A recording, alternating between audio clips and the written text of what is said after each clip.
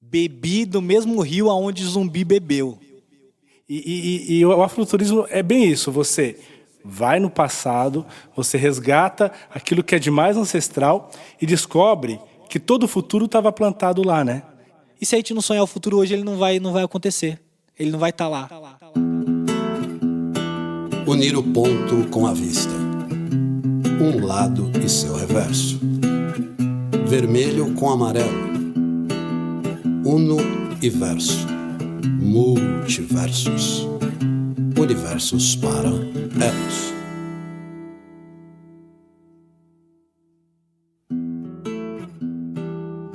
Recolhe as chagas do futuro que há muito te foi passado. A herança bruta dos ancestrais, a história que não cala. E joga sem dó, na mala, na treta da letra, na lima da rima, a reinvenção do novo mundo real. Para além da Facebooklândia, a Brasilândia lança suas armas. Salve, salve, monas, manos e minas! Está começando mais um Universos Paralelos, o podcast que não se conforma com o fim do amanhã. O texto que acabaram de ouvir trata-se do poema Periferidas, de minha autoria, publicado no livro O Alien da Linha Azul e dedicado ao nosso convidado especial de hoje. Nosso podcast, vale sempre ressaltar, tem um importante e honroso apoio da Timbres Produções, do site de notícias Coti e Companhia, da Rádio Cantareira, da editora Selim Trovoar, do Empauta Estúdio, do Tipo Chilo Xilogravuras e do jornal literário Relevo. Para quem está chegando agora, Universos Paralelos é um canal cultural de realização da Aurum Artes. Seu podcast, que recebe o mesmo nome, é temático e de debate de ideias. Nossa grande missão aqui é investigar possíveis elos entre os temas e a sociedade, entre as práticas e a teoria, entre arte e vida, assim como elos entre os universos dos convidados. Como setas inegociáveis, temos a pluralidade de linguagens e ideias, honestidade intelectual e empatia. É isso, a trilha que escutam é de Os Equilibristas, eu sou Will Delarte e fique com a gente.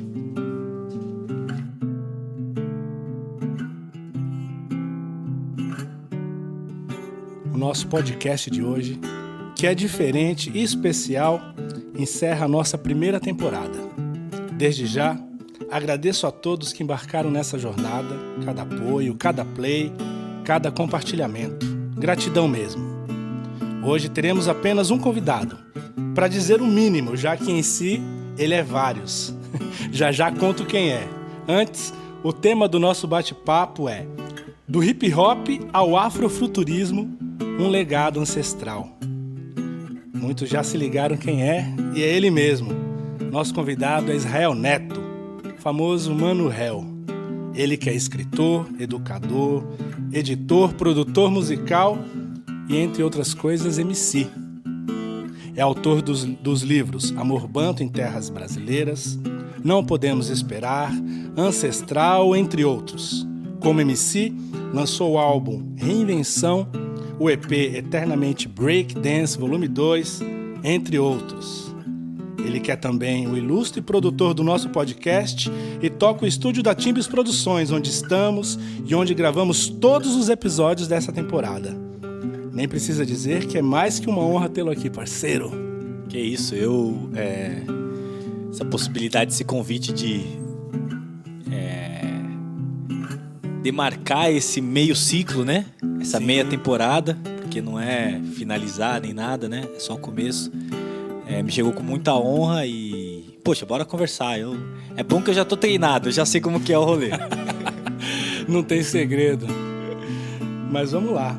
Então é o seguinte, mano. Vamos começar então do início, onde tudo começou. Você nasceu e viveu sempre aqui na Brasilândia ou não? Fala da infância ali, do primeiro contato com a leitura e com a música e tal. Vamos lá, na Gênese. Show de bola. Eu nasci num bairro vizinho aqui, chamado Jardim Almanara. Acho que deve dar 2 minutos aqui. Vivi lá com a família até os 10 anos. Tenho essa recordação. E ali, daqui da região, era um bairro um pouco mais... com mais acesso às coisas, né? E aí eu lembro que essa época foi uma época de crise. E a gente mudou aqui pra Brasilândia, que era o lugar onde tinha casas mais baratas para alugar, essas coisas todas, né? Mas é distrito Brasilândia também ali? Não, é Cachoeirinha. Acho que é Cachoeirinha. É chamada de Bancária ali. Tá. Mas tá bem numa linha divisória. E... Então foi uma mudança muito legal, porque era uma mudança perto. Você literalmente cruzou a avenida, né? Tem uma avenida principal aqui, Richards Potel, que cruza. Literalmente eu saí de uma rua, atravessava ela e já tô na Brasilândia. Então, enfim. Só que esse atravessamento levava em conta todos esses fatores sociais, não culturais, mas sociais e econômicos. Então é algo realmente que marcou ali uma mudança ali de... Ali você tinha quantos anos e qual era a composição da sua família? Você veio com quem? Como que é? 10 anos, 10 anos, eu acho que era... acho que 10 anos, porque eu lembro até hoje que a mudança da escola, né? Eu acho que eu tava na 4ª série, 5ª série, não lembro bem. E eu saí de uma escola que era uma escola do estado, e naquela época a escola dos estados era mais evoluída que a escola da prefeitura. Então eu cheguei no 4º ano já sabendo coisa do 5º, que ia trabalhar só no 5º. Então foi muito legal. E ambos escolas públicas, só que uma era do estado e outra da prefeitura. Na época que o estado, como um todo, oferecia o Fundamental 1 e o Fundamental 2, né? Naquela época tinha mais oferta. E a gente veio a família toda. Na época eu morava com a minha mãe, nós éramos em 6 irmãos, e também moravam conosco a minha avó e meu avô. Então veio o bonde todo, né? Mas nesse território... Sua mãe solteira? Minha mãe solteira. E nessa época, desse primeiro período, foi onde eu tive contato. Minha mãe sempre foi uma leitora voraz, né? E eu comecei a ler muito cedo. Que bom. Então ela já tinha isso com já, ela? Poxa, minha mãe lia desde aquelas revistinhas semi-pornográficas lá da... Sabe aqueles livrinhos semi-pornográficos? Da banca de jornal. Sabrina... É que tem um gênero literário muito, muito interessante que é chamado de pulp. Que tinha literatura pulp. O cara num cavalo branco, seminu, com a moça deitada no cavalo, mas esse gênero assim. Nesse naipe aí, essas novelas. Ela lia desde essas novelas até, sei lá, livros do Arquivo X. Esse dia mesmo eu tava terminando de ler um livro do Arquivo X, peguei pra ler, que ela tinha me dado.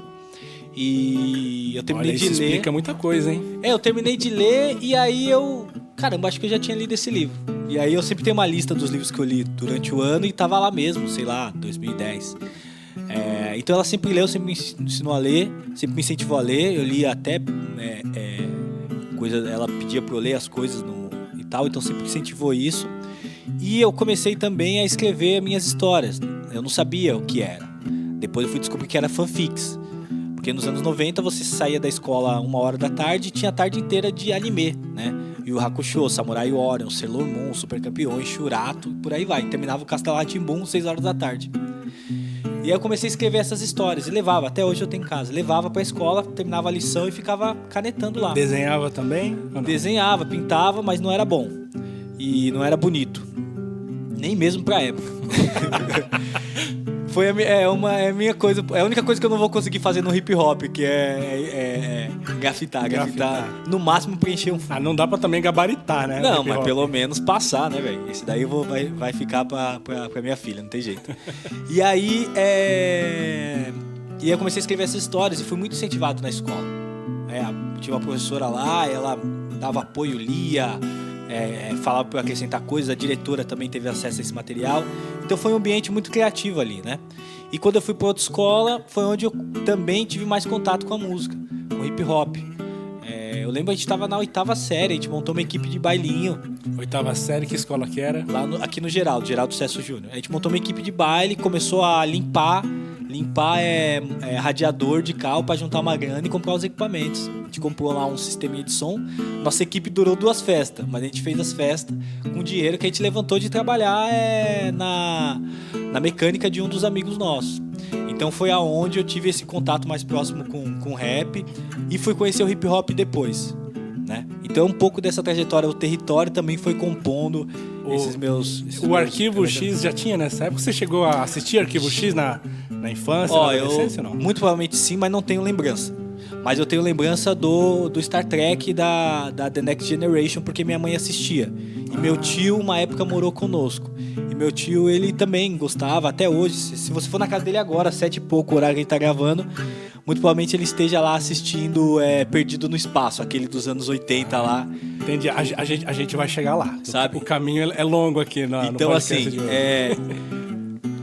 todo esses acessos, porque o brasileiro sempre gostou disso. Então, hoje, quando eu volto a escrever ficção científica desde 2018, na verdade eu tô voltando pro começo.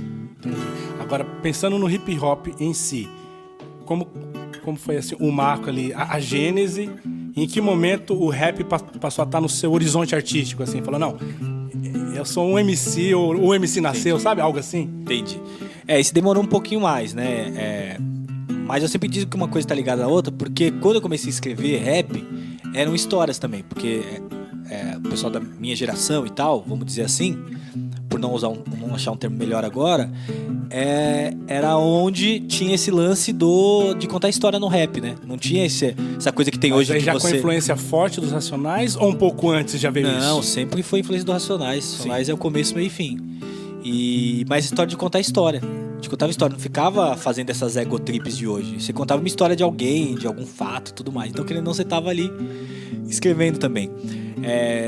Mas foi muito de ouvir e querer dizer alguma coisa. Daí que surgiu essa ideia de fazer rap. E era um parado que eu gostava. As duas referências que eu tenho no começo foi meu irmão chegando em casa com um CD do Tupac e um CD do Câmbio Negro, né? Subraça. Acho que foi de 94, 95. Então são as duas imagens visuais que eu tenho do rap. Depois Tupac disso, e Câmbio Negro. Câmbio Negro. E depois, quando eu comecei a escrever, teve um mano lá na rua, que é o Eduardo. O Eduardo e o Fabiano, eles eram gêmeos. E eles foram os primeiros caras a me dar uns CDs de base. Falou, você quer rimar? Tá aqui os beats. Na época eu chamava de base, né? Eram os CDs que eles compravam na galeria e já vinham os beats. Aí você tinha quantos anos, mano? Cara, eu era moleque, eu tinha 14 anos. 14 anos e já teve contato com um CD de base. 14 Isso foi anos, revolucionário, acho, foi na eles, época, né? eles trouxeram, pai. Aí abriu o mundo, né? Aí depois passei um tempinho na igreja, né? E ali eu sempre falo que os espaços religiosos são bacanas por causa disso, de dar a possibilidade de você executar uma arte, melhorar a comunicação. E ali também houve um circuito ali, aí até os 18 anos e tal. 17, eu acho. 17, 18, que foi onde também teve esse circuito de conhecer a Zona Norte. Pra você ter noção, era uma referência no rap gospel na época. Cara, tinha grupo de você... Então você chegou a fazer Perdeu parte desse o dedo. circuito do rap gospel. De certa forma, a sua gênese tá aí, como Não, MC. Minha gênese tá antes. Como MC, isso daí eu ainda era um rapper. Eu fui virar MC quando eu conheci a cultura hip hop. Aí eu conheci a cultura hip hop depois que eu saí da igreja. Que aí eu conheci a dança. Então aí você chegou num ponto legal, que eu acho legal que a gente abrir um parênteses, bem didático mesmo pra quem tá ouvindo, porque pra gente, assim, principalmente pra você, é muito comum conhecer a história do hip hop, a cultura, o que envolve, a questão política e tudo mais. Tenta fazer pra gente aí uma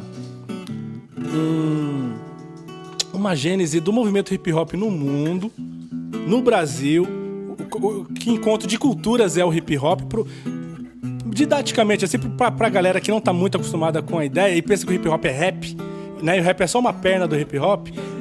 E às vezes nem é exatamente, só pra gente entender um pouco, Legal. pra gente continuar aqui o nosso bate-papo. Vamos lá, 40 anos em 2 minutos. Você é um grande estudioso do hip hop, 40 anos em 2 minutos. Claque. Bem, o hip hop, ele na realidade ele nasceu pelos DJs.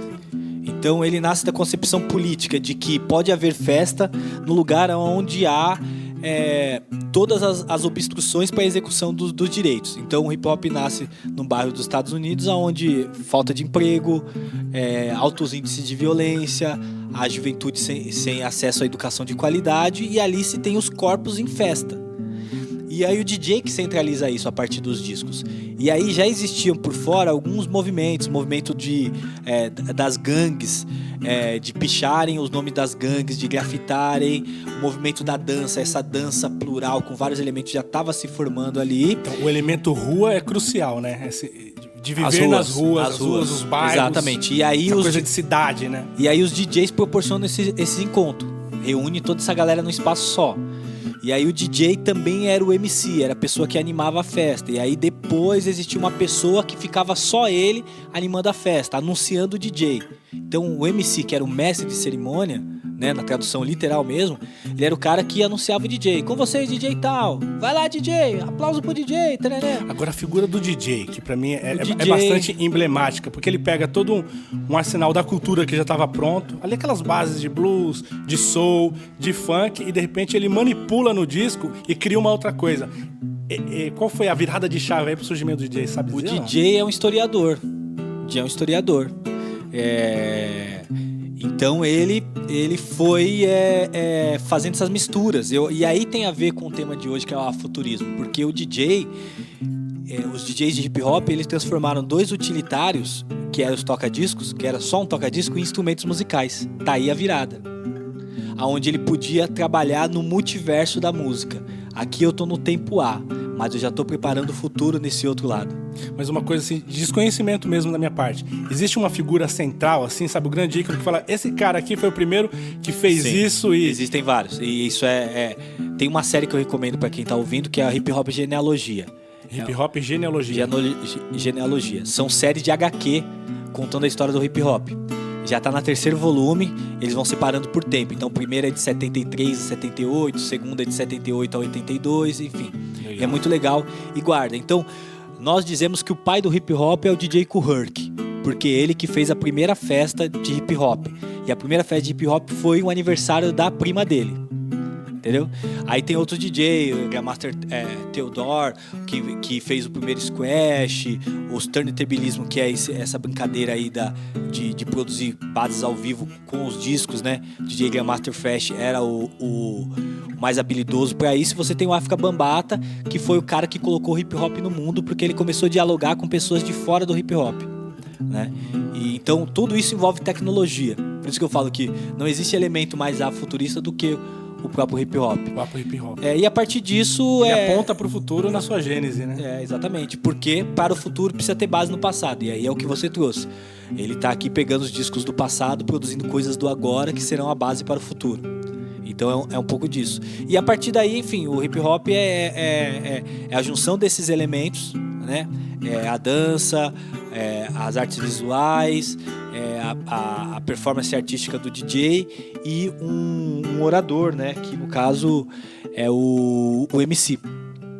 E aí por que ganha mais destaque? Essa coisa do MC, do rapper ali, que traz um pouco como se fosse o nosso repente aqui de poder rimar na hora. Isso veio bem depois ou já estava já no começo? Veio também no começo, porque é que a gente fala, o grande lance, o que deu ruim foi quando o MC começou a ter liberdade de poder falar as coisas, de poder cantar mais tempo, porque aí ele sai desse espaço coletivo e vira uma personalidade, porque a gente sabe que a música, os artistas solos da música tem mais destaque. Então esse cara sai da cultura hip hop, porque ele começa até a cantar para pessoas fora da cultura e tudo mais, vai falar de outras coisas, então ele sai. Foi aí que aconteceu, aí que você tem, aí que entra o rapper. O rapper é a pessoa que executa o rap. Então o Chris One, que é um grande ícone da cultura hip hop, fala: um MC pode ser um rapper. Um rapper jamais será um MC. Porque o MC é essa pessoa que representa pela voz a cultura hip hop. Que é a paz, amor, união e diversão. Que são os grandes lemas, né? Parece até algo maçônico, mas é essa parada. E aí, enfim, cada elemento tá junto, mas ao mesmo tempo foi ganhando seu destaque, foi fazendo as suas cenas, tem os seus altos e baixos. Começou a ter vida própria, começaram a ter vida própria, exatamente. Então, assim... O basquete entra forte também nessa cultura? O basquete, não e sim. Porque basquete de rua? Não tem muito a ver. Começa a ter ligação porque depois de um tempo, né, dá até pra assistir isso por filmes, tem bastante, os jogadores negros começam a entrar na NBA. E eles levam o repertório cultural deles. O repertório cultural deles era o hip hop. Então não é porque tem a ver. Inclusive o basquete foi branco até os anos 80, comecinho dos anos 80, né? E aí depois começam a ter destaque os jogadores negros. E aí sim começa os jogadores trazerem para o basquete o repertório cultural deles, né? Então é um pouco disso. Legal. Então fechamos o parênteses agora, né? Vamos voltar pro Brasil agora. Década de 90. Mano Hell saindo ali da igreja, né? No movimento do rap gospel. Certo. E aí que eu conheci o hip hop, porque eu tive contato e vivência com outros artistas, sonhadores, jovens, que faziam parte dessa cultura estendida. É mais do que o rap, sabe? Esse conceito mesmo de troca, de vivência, de viver, de cultuar, de cultura, né? E é aí que eu conheço o hip hop. Aí eu falo, ali eu me decido, não, eu sou um MC, vou trabalhar para ser um MC, serei um MC. E eu lembro até hoje, esse dia o Facebook me mostrou uma foto, sei lá, de 2003, 2004, quando eu fui um MC pela primeira vez numa batalha de dança, sabe? Na Sedinha, que era um espaço lá no Guarani. Então tudo isso formou. Então ali eu conheci o hip hop. Antes era só nome, ali eu conheci o hip hop. Então você participou de muitas rinhas também no começo? Não, nunca batalhei. Nunca batalhou? Nunca batalhei, era mais... E aí eu comecei a andar com a galera da dança, que também tinha as batalhas. E aí foi esse período.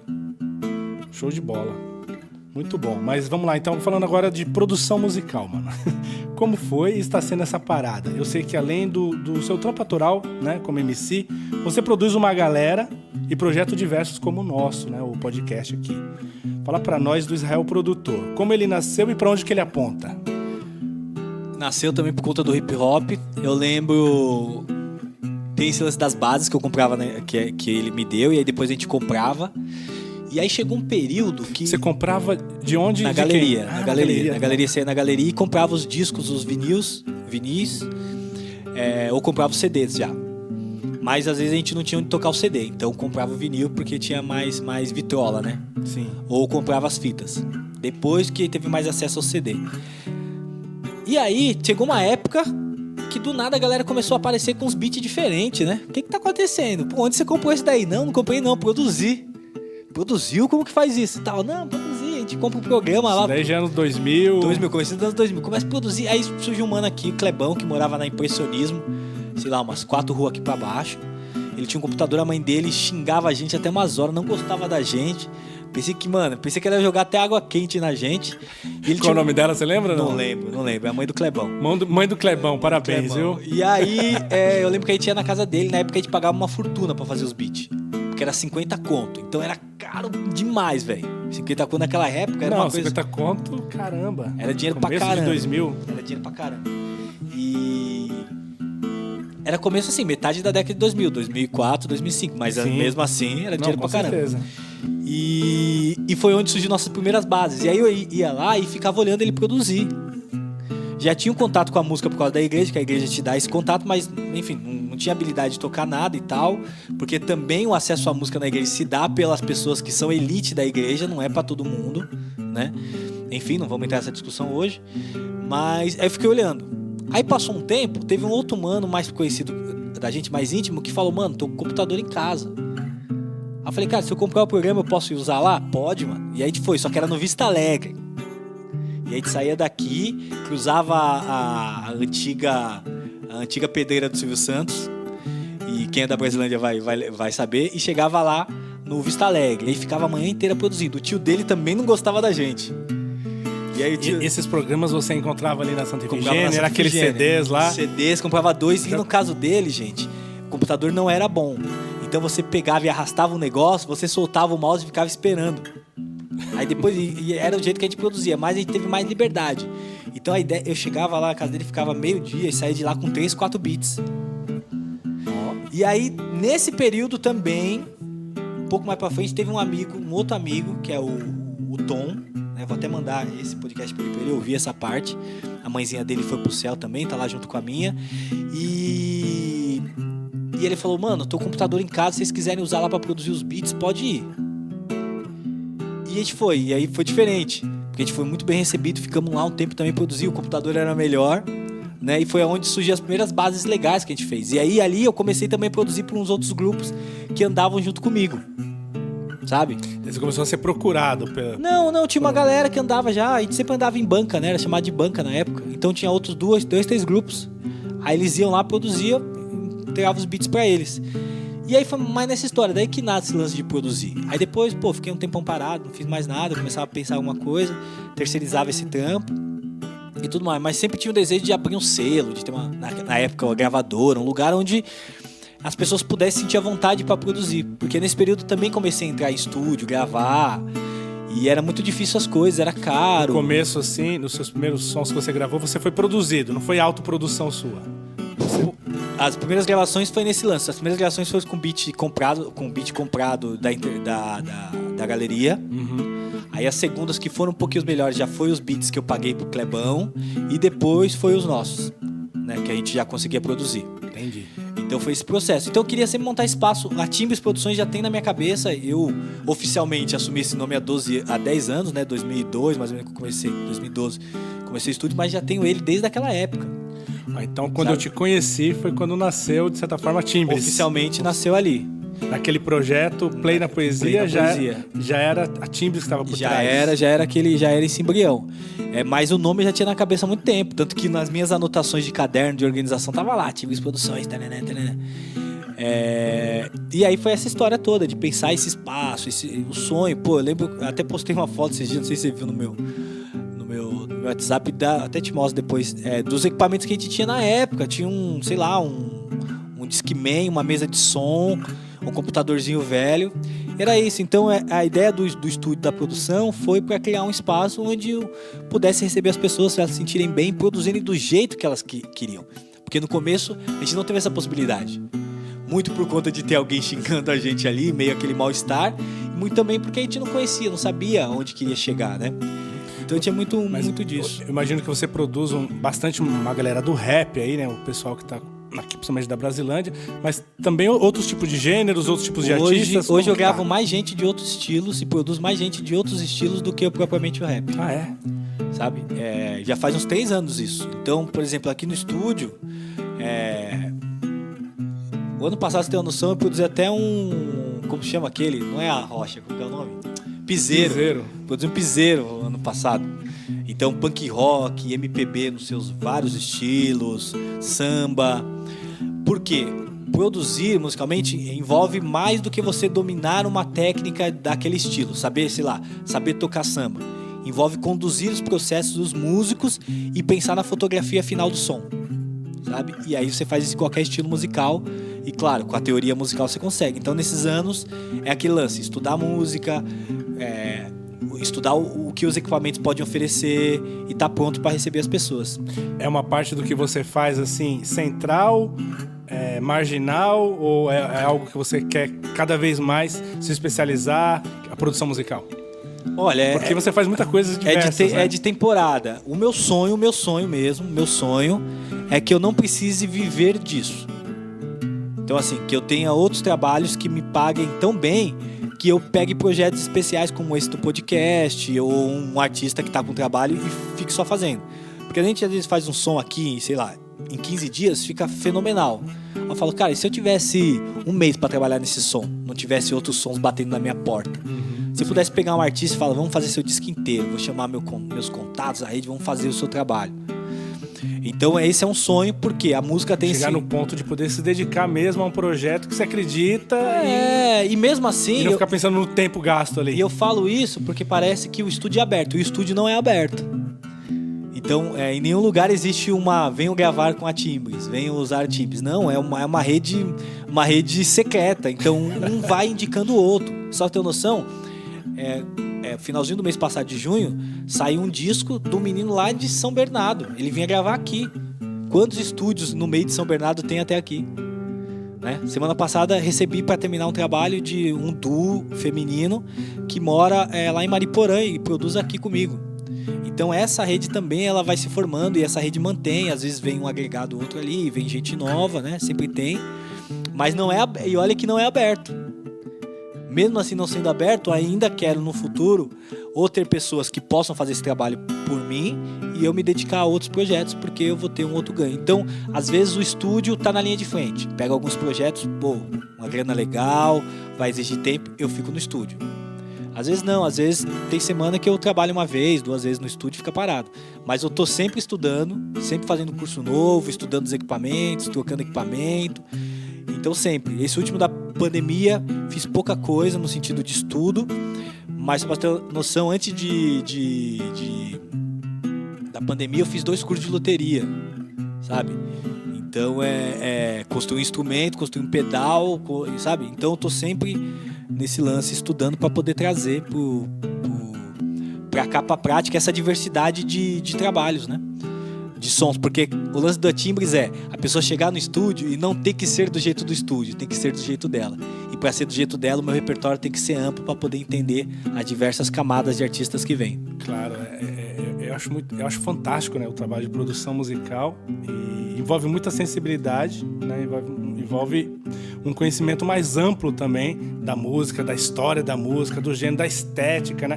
E acho que você é um cara que consegue unir tudo isso, por isso que você desenvolve muito bem esse trabalho e os demais. E aí eu também quando eu não sei, a ideia é também criando essas redes. Então às vezes a pessoa vem, preciso fazer uma caminha de teclado. Se for, eu consigo fazer. Se isso passa do meu limite, da minha habilidade, do meu ouvido, chama um outro amigo. Aí ele vem e faz uma guitarra e tal. Então também criar esses laços para ter essa possibilidade. Tem gente que vem aqui que só tem a ideia da música. Só tem a letra, sai com a música pronta, sabe? Tem um trabalho que eu fiz ano passado para um artista que ele é do teatro, mas ele faz o teatro musical, que é o Paulo. Ele chegou e falou, eu quero o que vocês quiserem. Tá aqui a letra, produz em cima. Ele só vem com a letra. E foi lindo, porque é difícil hoje em dia você ter isso. Muitos artistas um trabalho de criação, né? Muitos artistas vêm já com, eu quero a cópia daquele outro artista. Sabe? Eu tenho uma referência. Quando ele chega e fala, eu só tenho a letra, cria. Fica à vontade. Foi fantástico.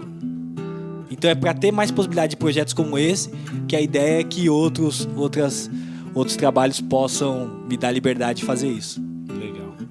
Mas, mano, bora falar um pouco agora do educador e editor. Você tem uma coleção, a coleção Besouro, né? Que traz esse legado afro para molecada em forma de literatura juvenil. Conta um pouco da trajetória dessa coleção e dos trabalhos em escolas. Legal. Também tem a ver com hip hop.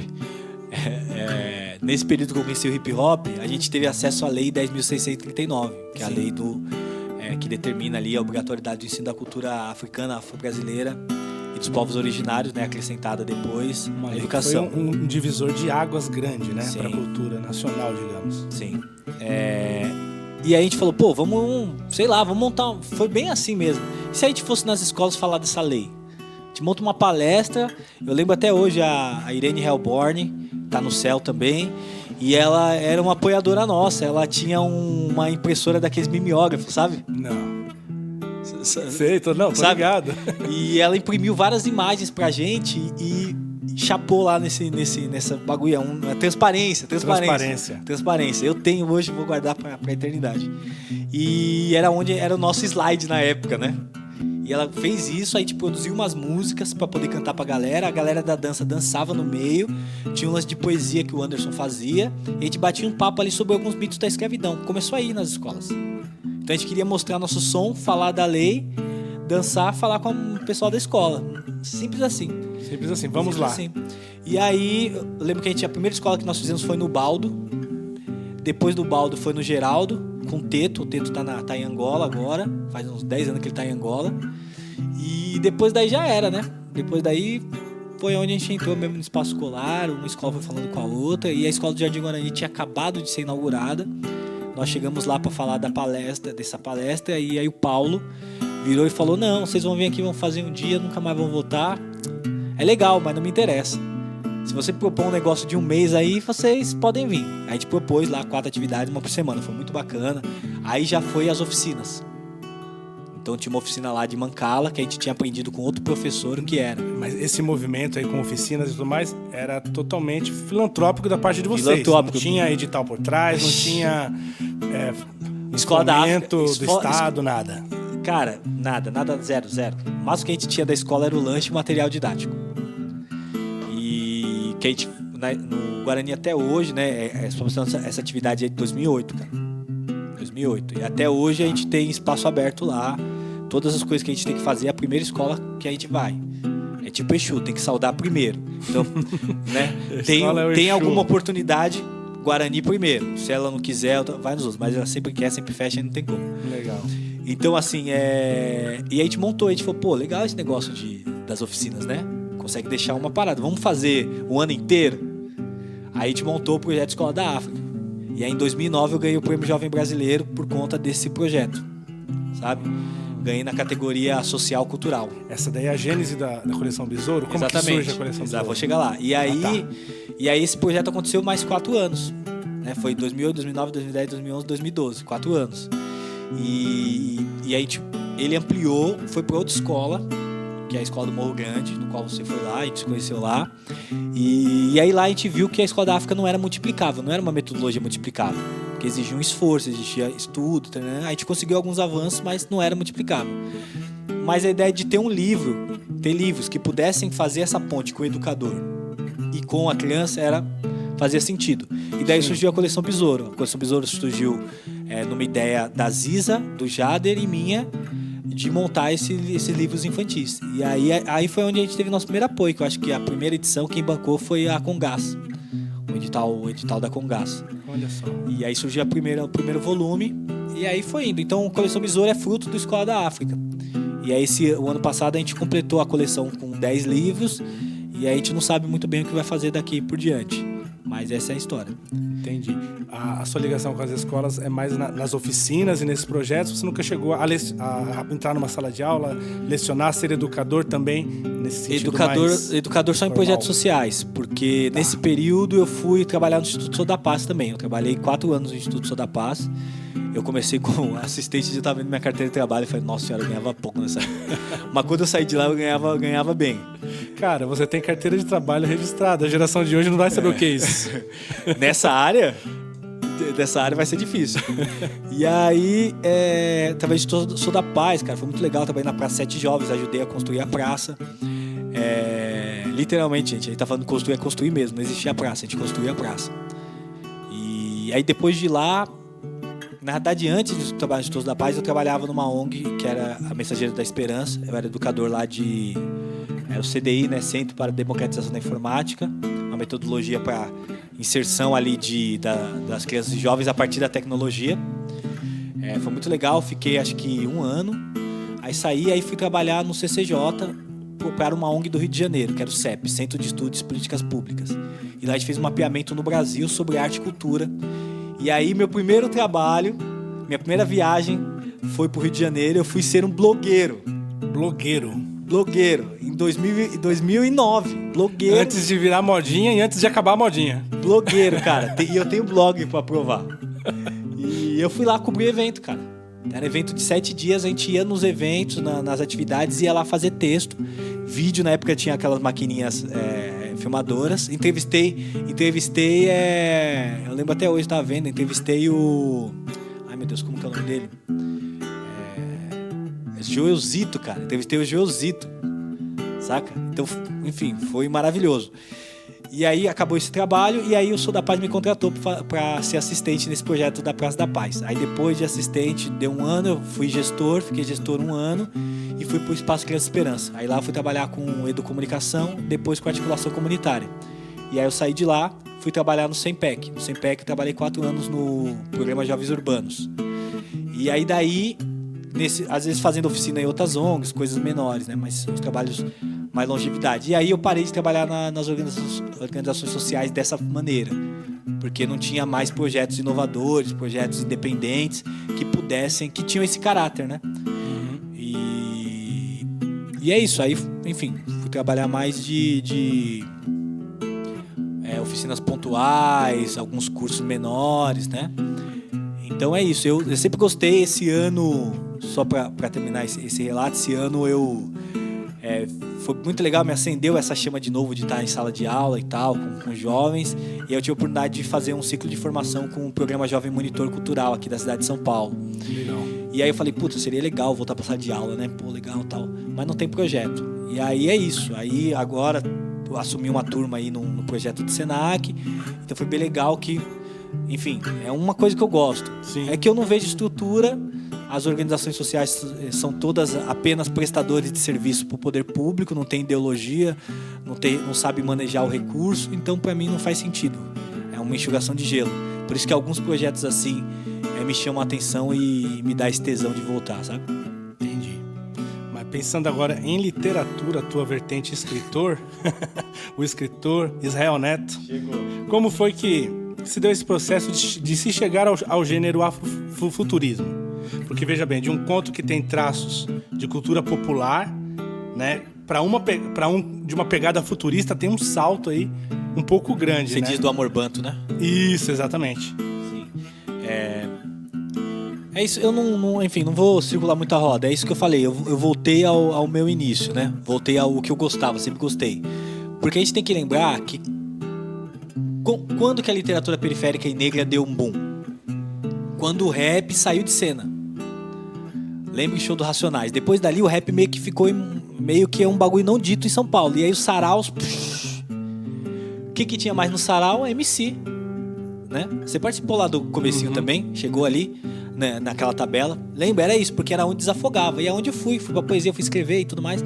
Só que é isso, a minha poesia não era mais poesia, era um discurso que é legal, mas não era aquilo, não tinha, como o Marcelino fala, não tinha o quarto escuro, era tudo claro, já estava tudo definido, não era mais poesia. E aí não tinha clima. Você imagina eu chegar com o Ancestral, que você acabou de ler, num sarau em 2010. Sabe? Não tinha clima, não tinha cabimento. Ainda hoje tem gente da literatura periférica e negra que acha que a literatura fantástica e ficção é escapismo, que, enfim, tá ali só na análise de conjuntura da contemporânea.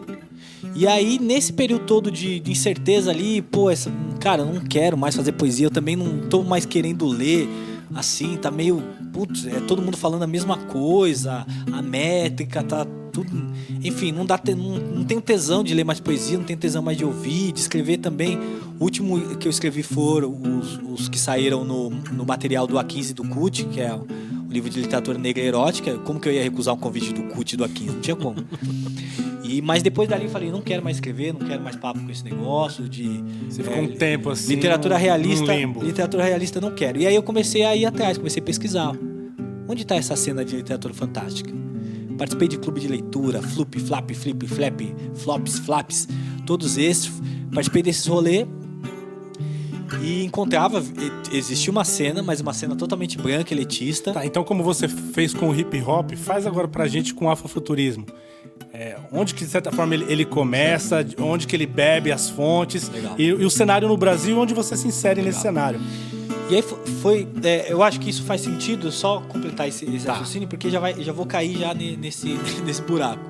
E foi isso. E aí, nesse tempo, tinha essa literatura pulsante, a galera tava circulando, porque a gente tá numa bolha. A literatura periférica é uma bolhona. A literatura negra é uma bolha. Existe milhares de galáxias. E a gente tá na Via Láctea, que é uma das menores que existe. E aí, eu cheguei lá e falei, nossa senhora, velho, que é esse bagulho aqui? Sabe, eu falo pra Elisandra, até hoje, eu falei, Elisandra, eu determinei que eu ia escrever literatura fantástica quando eu conheci o livro Deuses de Dois Mundos, do PJ Pereira. É um cara branco, um jornalista, ele escreveu um texto maravilhoso sobre essa saga dos orixás, só que de uma maneira fantástica. Eu falei, esse livro era pra gente escrever, sabe? E esse cara aqui tá escrevendo. E aí eu fui e não tinha esses lugares. E aí eu conheci alguns autores negros, e aí já entro na bola da futurismo nessas andanças, que foi o Fábio Cabral, a Luan Zala do Rio, a Sabine Mendes do Rio, o Edijan do Rio também. Todos eles essa pegada de ficção e da literatura fantástica, dos gêneros da literatura fantástica. Então eu falei, caramba, não tô sozinho nessa minha ideia. Vou começar a fazer essa parada. E aí surge de maneira mais organizada a ideia do afrofuturismo, que é isso, que é essa presença negra no futuro, fazendo conexões com as nossas ancestralidades e com o conhecimento ancestral. Então, quando a gente está falando de ciência, não é só a ciência do futuro, é a ciência do passado. Então, que ciência é essa, Israel? A ciência que estava, por exemplo, por trás do bastão de Xangô, uma calculadora achada no Reino do Congo. Tá no processo, no processo científico e médico que era a mumificação. Tá no domínio dos povos bantus em controlar um gado a pasto aberto. Tá no conhecimento dos povos iorubás, gegês, fons, do domínio do ferro. Sabe? Então, essa tecnologia do passado, reivindicar a contemporaneidade e pensar como que nós estaremos no futuro, usando o avatar da raça não enquanto depreciativo como hoje, mas como um ativo. E ele sendo ativo, a tecnologia também se torna um ativo. E essa tecnologia também tem que estar aos nossos serviços e ao nosso acesso, né? Não é à toa que lá em 90, vou estar falando do CDI, né? O Betinho fazia o mutirão contra a fome e outros intelectuais faziam mutirão pela informática, porque eles sabiam que o acesso ao futuro dependia da gente conhecer essas ferramentas. Então o afuturismo é toda essa conexão. E eu falei, pô, faz sentido, porque eu consigo planejar essas histórias, viajar nesses mundos, sem perder a minha ligação com os estudos que a gente tem construído todo esse tempo, né? O que a gente tem achado. Então foi onde eu voltei, a gente usou o pretexto de relançar o Amor Banto, porque a primeira edição saiu naquela coisa de você pagar para sair, não sair legal, depressão pós-lançamento, lança o livro, vende ele, depois não trabalha mais com ele, então vamos fazer direitinho agora. Aí surgiu o Amor Banto e aí começaram a vir os outros projetos, a editora. Então foi mais ou menos esse caminho. Entendi. E no Brasil, então, existe um cenário grande para o afuturismo? No Brasil, até a gente montar a editora, existiam 2 nomes, que é o Fábio Cabral e a Lua Enzala. Depois daí, depois a gente começou a montar esse rolê e aí tem mais autores. Mas hoje no Brasil, se eu te falar que existem mais teses da faculdade, mais nomes de afuturismo do que obras literárias afuturistas, talvez você não acredite. Mas existem. Então, mesmo, sei lá, 4 anos que a gente está trabalhando, você tem os livros da Lua Enzala, os livros do Fábio, os meus livros, o Alessandro que lançou um livro agora, os livros que a editora Aqui Tempo já lançou, que assim, acho que tem 3, 4 individuais e algumas antologias, uma outra antologia que a Recorte lançou e uma outra antologia que saiu no Nordeste. Esse é o catálogo afuturismo do Brasil, sabe? Então ainda é pequeno, né, comparado ao potencial. A gente encontra esse afrofuturismo muito forte, por exemplo, no Pantera Negra, né, no filme. Pantera Negra é isso, a cultura pop serviu para alguma coisa, ela chamou a gente, Então eu sempre digo que o afrofuturismo, ele não é um estilo literário. Ele é mais uma hashtag que conseguiu reunir os autores negros para pensar o futuro. Porque essa era a minha provocação. Pô, a gente está aqui, falando do passado, chorando o presente. Qual foi a última poesia que você leu falando do futuro? Qual o último autor da literatura realista que escreveu sobre o futuro? E se a gente não sonhar o futuro hoje, ele não vai acontecer. Ele não vai estar lá, sabe? Então essa era a nossa provocação principal quando fiz essa curva pro outro lado, saído da literatura realista, da poesia, do conto, da chamada literatura periférica ou a literatura negra tradicional. Eu acho muito, muito interessante esse movimento, que na verdade é um movimento da sua história de vida, né? Que você e o afrofuturismo é bem isso, você vai no passado, você resgata aquilo que é de mais ancestral e descobre que todo o futuro estava plantado lá, né? E outra, existe uma história do povo negro mesmo, que é apagado pelo Ocidente, né? Você falou aí da manipulação do ferro, a mumificação das... Egito é África. Parece que quando a história é contada, você vê um monte de brancos ali, né? Mas Egito que é o berço ali da própria filosofia. A filosofia, o pessoal coloca a Grécia como o berço, mas a Grécia bebeu de onde? Bebeu do Egito. E você percebe que tudo que é de mais moderno tá nessas origens, né? E é muito interessante você fazer esse movimento e não ficar naquela coisa nostálgica de reclamar do passado, mas como numa abordagem, eu não vou usar essa palavra, né? Vitimista, eu não vou usar, mas de reforçar como se a história do povo negro fosse aquilo e não a história. Sim. Na verdade, ela começa muito anterior a isso. Exatamente. E apontava para um futuro. Exatamente. Desde a sua gênese, não é isso? Exatamente. Esse é o movimento afrofuturista. É isso. Essa tá, pelo menos no que nós, a editora Aqui Tempo e eu, enquanto autor, acredito que é o afrofuturismo. É exatamente isso. A escravidão foi algo que aconteceu ali e tal, mas existia muita coisa antes.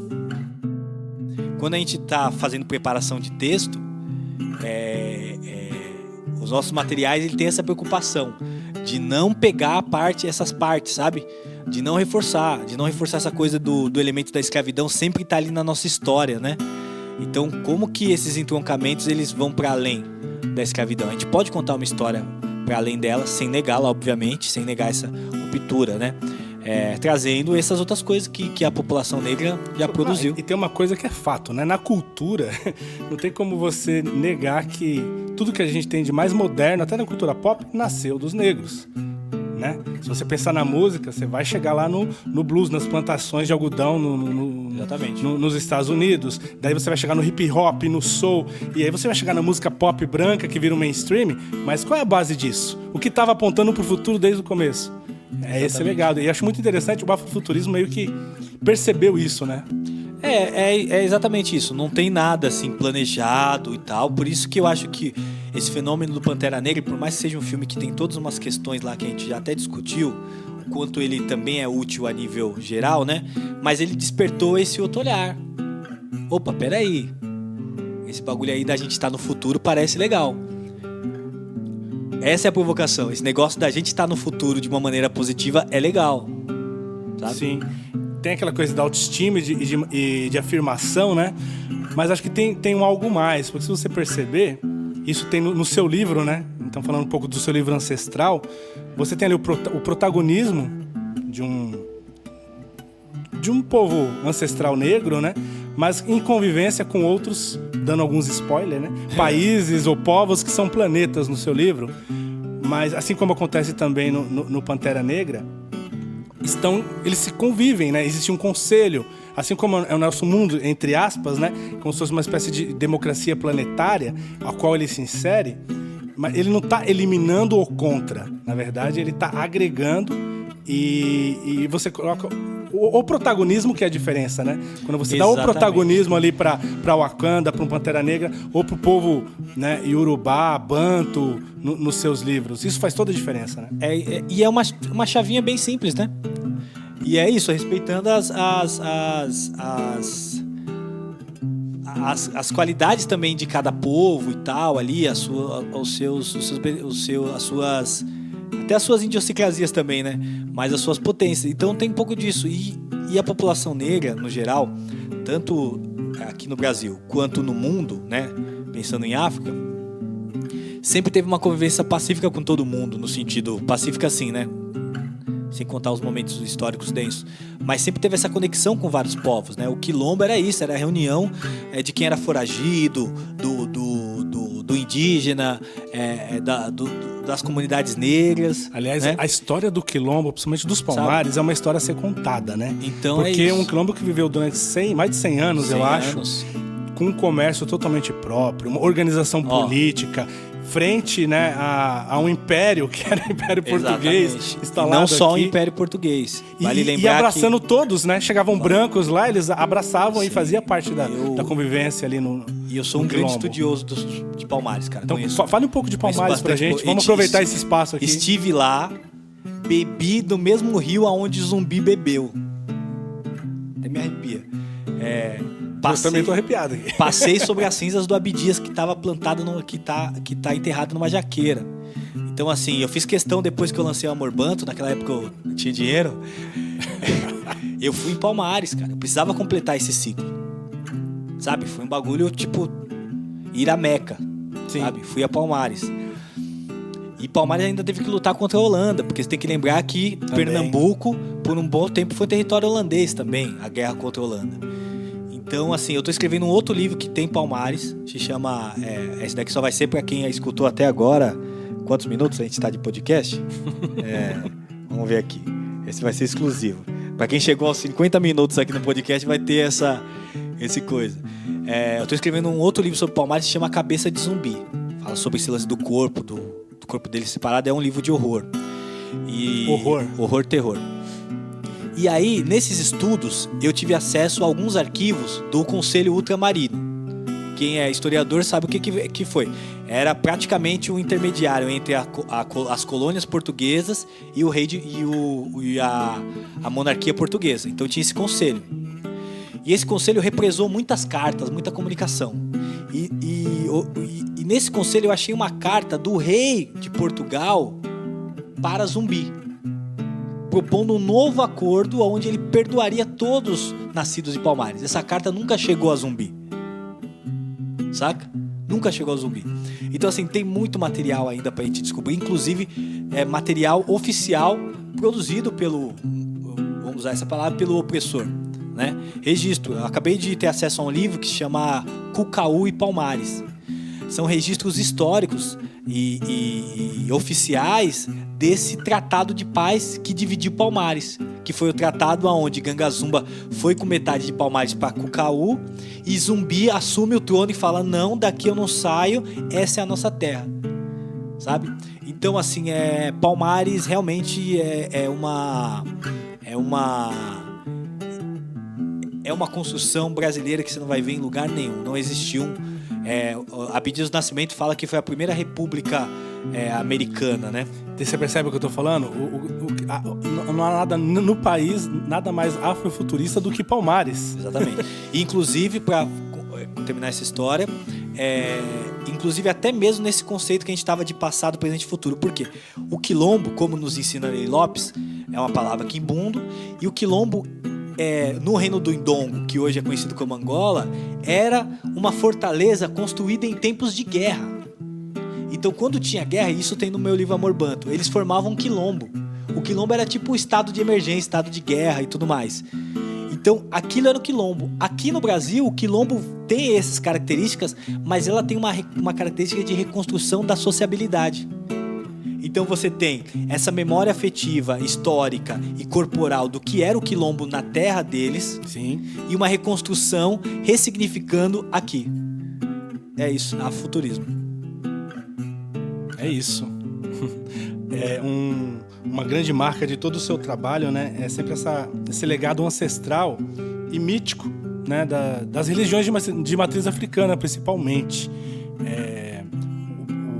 Os bantos, né? Os iorubás.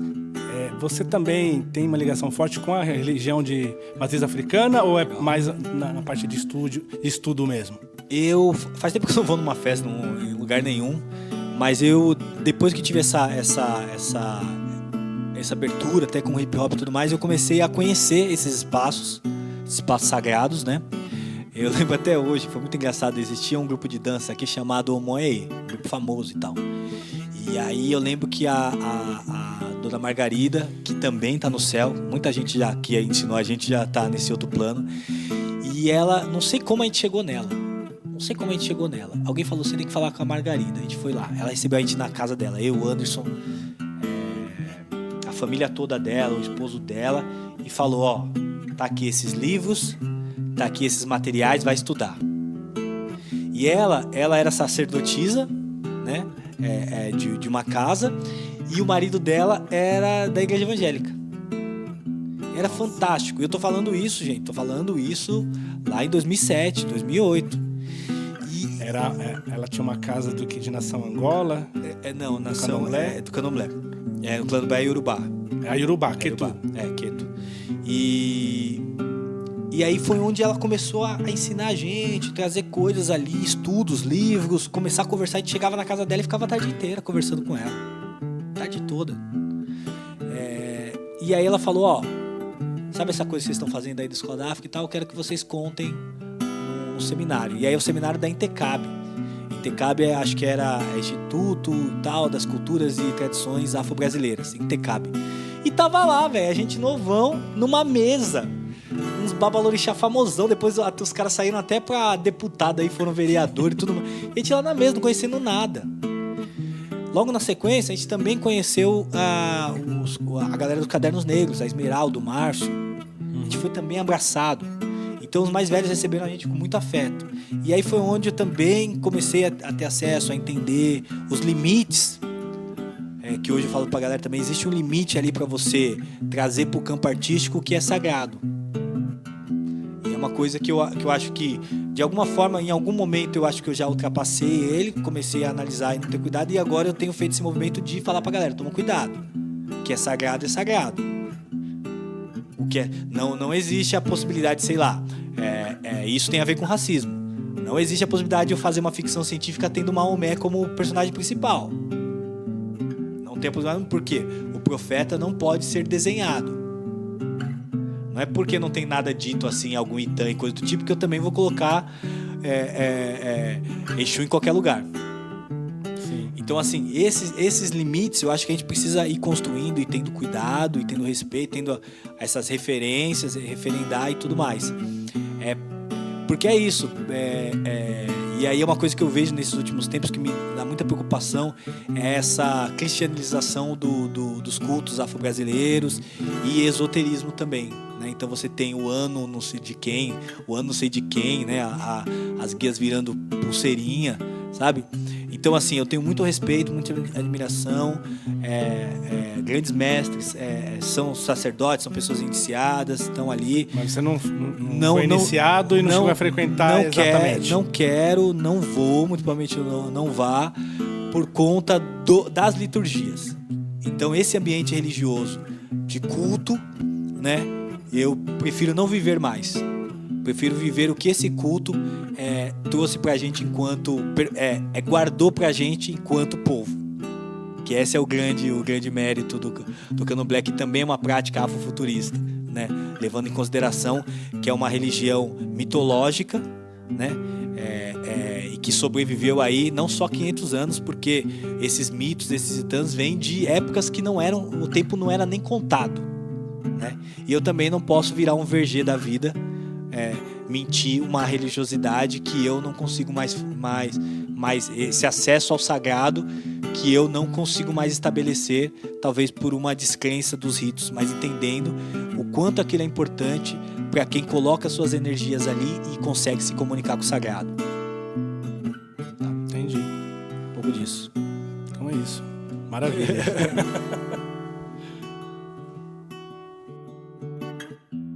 Bem, meus amigos, estamos chegando ao fim do episódio e da primeira temporada do nosso podcast. Emmanuel, obrigado pela parceria, pelo aceite do convite, por tudo. Tem sido uma alegria trabalhar com você e mais ainda poder hoje aqui conhecer a fundo um pouco da sua história. Para terminar, gostaria que nos desse uma dica ao menos de como resistir ao fim do amanhã.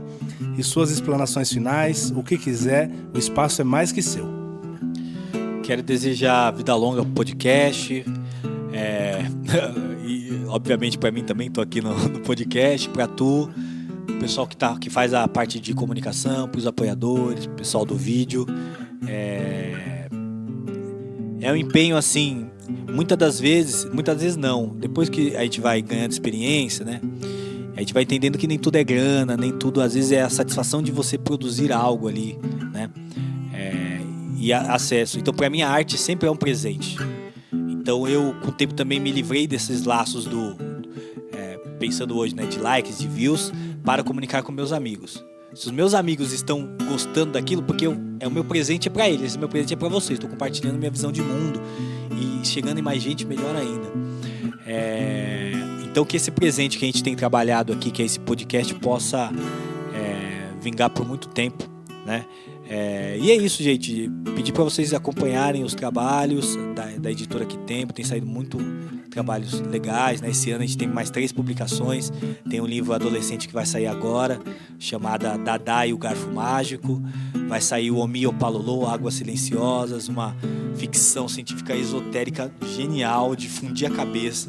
Se você acha que Ancestral tem uns entroncamentos, quando você lê o Omi Opalolô, você vai falar, meu Deus do céu, eu vou ter que ler outra vez para poder entender esse negócio. O negócio é cabuloso, de um autor lá de Campinas, pretão, gente boa.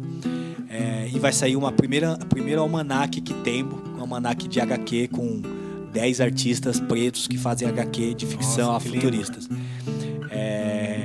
Esse ano eu não publico nada, né? Só tô divulgando Ancestral, mas tô escrevendo pro teatro, tô escrevendo os outros materiais na moral aí. Então é isso. E a dica para que possa haver amanhãs, para que a gente possa continuar acreditando no amanhã, é pensar o futuro, mais do que nunca. Se a gente não sonhar hoje, o futuro não vai aparecer do nada. E faz sentido e aí talvez seja essa a grande provocação. Se eu não estou pensando no futuro, talvez eu não acredite no que eu estou fazendo hoje, porque eu não estou conseguindo ver horizontes. Então precisamos ver horizontes, precisamos sonhar com esses horizontes para que a gente possa caminhar rumo a eles. Essa é a minha dica. É isso. Obrigado. Bem, rapaziada, essa foi a edição de número 6, famosa 6ª edição do Universos Paralelos, o podcast que não se conforma com o fim do amanhã. Encerramos aqui nossa temporada nesse maluco, insano e esperançoso 2022. Vale dizer que nosso podcast não recebe patrocínios. Tudo feito até aqui foi com base na entrega e engajamento de todos do time técnico, apoiadores e amigos. Não sabemos ao certo o dia da manhã ou o formato que poderemos prosseguir com o projeto. Independente de qualquer coisa, foi bom tê-los aqui, foi bom o processo, a caminhada e um pouco da realidade que já criamos nesse rolê. Espero que nos encontremos novamente em breve. É isso. Firmem bem a moringa, coragem, cuidem-se e até.